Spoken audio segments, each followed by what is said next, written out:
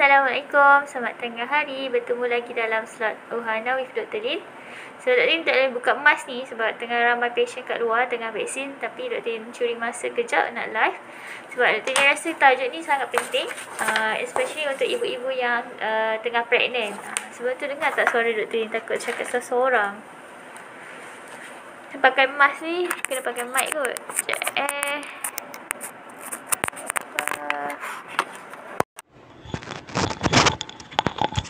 Hello? Dengar tak? So, hari ni Dr. nak share tajuk kenapa ada setengah ibu hamil tu dia kena makan ubat cair darah. Biasanya ubat cair darah ni kita start ataupun kita panggil aspirin ataupun kalau kat klinik Dr. ni kita orang pakai Kadiprin. So, ubat cair darah ni dia akan start untuk setengah-setengah ibu hamil yang tinggi risiko. Dia moderate to high risk. Contohnya ibu-ibu hamil yang ada masalah obesity, BMI dia lebih daripada 30, dan juga ada patient mana? Berapa? Ada anything ke sebab dia memang significant lah, dia lagi tinggi daripada Takut triple A lagi tinggi daripada dia. Triple A. Okay. Tapi lebih 15 lah. Tak apa, boleh lah kalau kita satu hari tu. Dia awak cocok lah. Dari sana. Boleh cocok lah.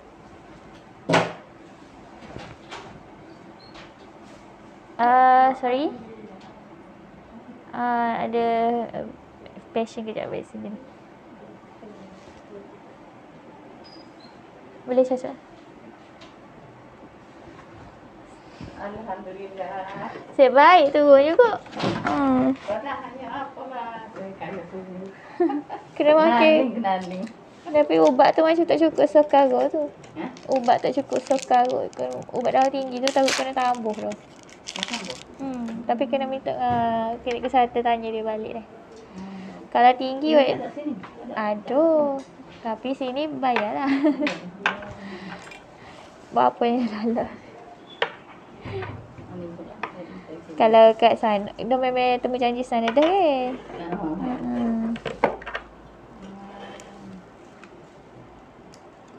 Depan ada.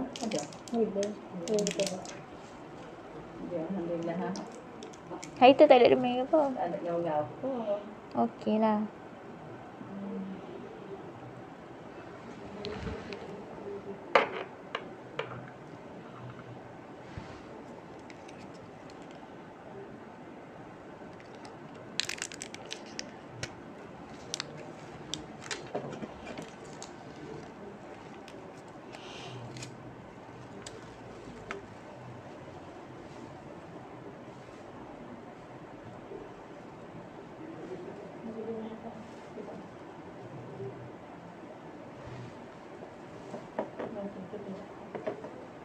Dia buat dengan cik tak apa-apa.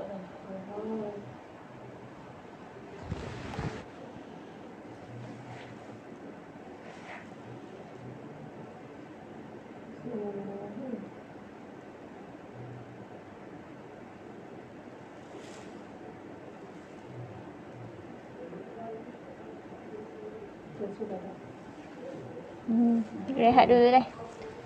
15 minit. Terima kasih. Sama. Muju boleh cocok juga. Assalamualaikum. Kesalam. Alhamdulillah. Pakai mask mulut dah ramai orang luar. Okey. Tak apa sebabnya bahaya ke? Tak apa.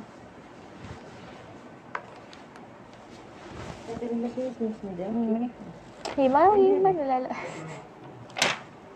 Kejap doktor ni tengah cocok vaksin. Ambil lah panggil. Ambil vaksin.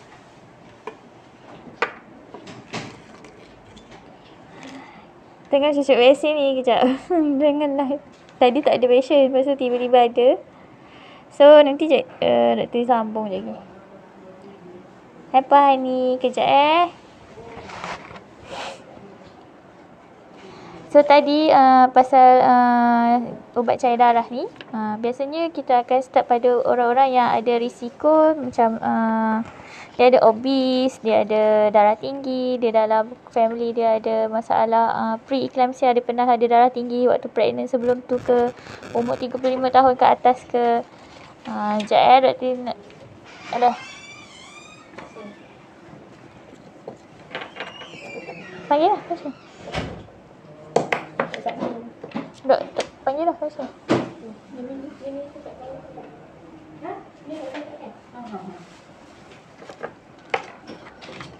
Panggil dah kan, pasal.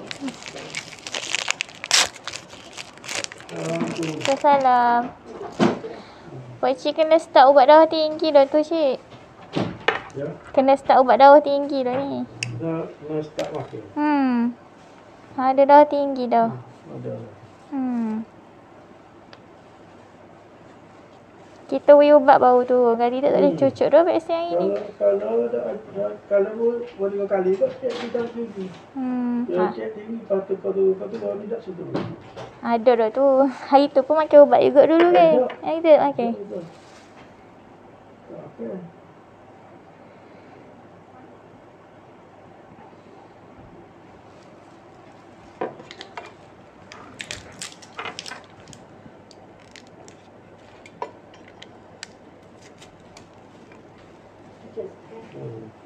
Lembut dah ni. Lembut ya.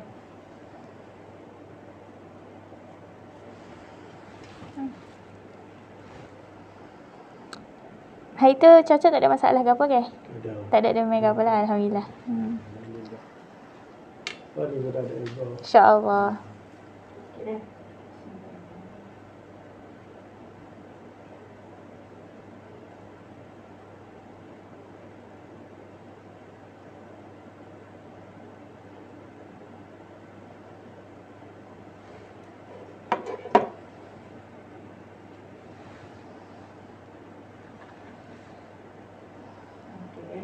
Kita tunggu dulu lah 15 minit luar.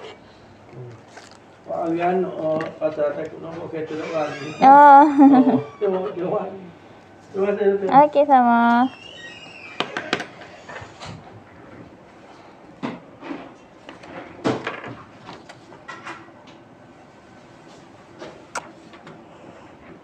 Okey, dah selesai.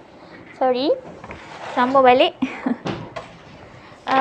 Itulah biasa kalau ramai yang datang tu ada masalah darah tinggi lah. Terpaksa kita bagi ubat dulu. Kadang-kadang tu kalau dah 200 tu biasanya tak turun. So kita terpaksa suruh balik lah kalau 200 ke atas kan. Tinggi sangat.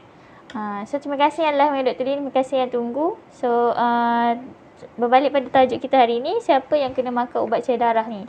Ubat cair darah ni biasanya kita akan bagi antara 12 hingga 28 minggu lah ke atas.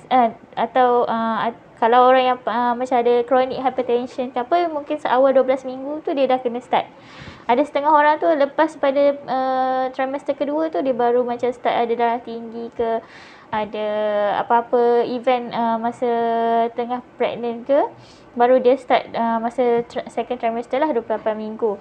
Dan biasanya ubat ni kita akan suruh makan sampailah baby tu lahir lah. Sebabnya ubat cair darah ni fungsi dia adalah untuk mengelakkan baby tu lahir terlebih awal, premature birth, ataupun kita tak nak baby tu meninggal dalam perut. Selain daripada tu kita tak nak dia ibu-ibu hamil ni develop ataupun mengalami komplikasi pre-eclampsia. Pre-eclampsia ni dia hypertension yang boleh menyebabkan baby tu meninggal dalam perut lah. Boleh jadi sawan. Kalau pre-eclampsia tu dia sebelum nak sawan. Kalau dia dah jadi sawan tu ibu boleh tak sedar diri, lepas tu kena masuk ICU. So boleh membahayakan ibu dan juga boleh membahayakan bayi dalam kandungan. Bayi boleh meninggal. So memang biasanya kalau develop pre-eclampsia ni dia akan menyebabkan kita buat emergency seizure lah. So that's why untuk kita prevent daripada benda-benda ni berlaku. Dan juga kalau macam ibu-ibu yang sebelum ni dia tak pernah ada darah tinggi, tiba-tiba masa dia tak pernah check, dia tak tahu pun dia ada darah tinggi, tiba-tiba bila dia check seawal 12 minggu tu dia dah ada darah tinggi, so kita akan start. Sebabnya kita tak nak dia keguguran. So tu adalah antara sebab kenapa kita start ubat cair darah lah. So dia ada risiko dia juga, siapa yang kena start dan siapa yang tak perlu start. Kalau ibu yang low risk, maksudnya sebelum ni dia okey, tak ada masalah, dia tak ada darah tinggi ke apa semua, kita tak akan start lah dia ubat sewenang-wenangnya, ubat untuk cair darah ni. Tapi kalau dia moderate risk, contohnya dia ada obese, BMI dia lebih daripada 30, lepas tu dia dalam keluarga dia pun ada sejarah pre-eclampsia, ataupun dia sendiri kandungan sebelum ni pun ada pre-eclampsia, ataupun dia ada apa-apa event yang sebelum ni, macam baby dia meninggal awal ke, ataupun dia ada masalah sakit apa-apa ke sebelum kandungan sebelum ni, baby dia stillbirth, ataupun dia terpaksa masuk ICU ke, dia terpaksa emergency caesar ke, kandungan kali ni pun kita akan start je untuk ubat cair darah tu. And then umur 35 tahun ke atas, biasanya orang yang berumur 35-40 tahun tu dia dah ada darah tinggi dah, tapi dia tak check. And then dia pernah ada apa ni, macam doktor ni cakap tadi, kandungan sebelum ni dia ada sejarah, dia macam ada preterm labor, ataupun kandungan tu lahir awal. And then ada eventful lah, macam ada masuk ICU ke apa semua, terpaksa intubate ke, kita akan start juga. Kencing manis pun kita boleh start juga. And then kalau high risk ni memang tak nak kena start. Contohnya pesakit wanita hamil yang ada masalah darah tinggi. Mungkin dia tak tahu pun sebelum ni dia ada darah tinggi, lepas tu dia check time dia pregnant tu baru dia tahu ada darah tinggi, so kita akan start ubat cair darah. And then dia ada kembar. Kalau kembar kita start juga. And then dia ada type 2 DM. Type 2 DM ataupun type 1 DM. Kencing manis ni kita ada dua jenis, type 1, type 2. Type 1 tu yang memang daripada awal, daripada kecil dia dah ada dia on insulin lah. Kalau dia type 2 ni yang baru develop disebabkan oleh lifestyle ataupun umur ataupun pemakanan, dia kena start juga ubat cair darah ni. And then ada penyakit autoimmune dan juga ada penyakit buah pinggang. So ni yang memang kita kena start juga macam mana pun. Okay. So doktor ni tak nak live lama ni sebab tengah sambung lagi dengan patient nak bagi vaksin. Harapnya hari ni perkongsian walaupun sekejap ni boleh memberi manfaat jugalah. Terima kasih yang live dengan Dr. Lin hari ni. Jangan lupa share live ni supaya kita boleh kongsi maklumat ni pada orang lain. Okey, biasa dos yang aspirin yang kita start tu low dose, tak membahayakan baby dalam kandungan. Tapi kalau ada develop apa-apa ulcer ke, sakit perut ke, kena bagi tahu doktor lah. Okey. So sampai sini dulu live Dr. Lin. Bye. Assalamualaikum.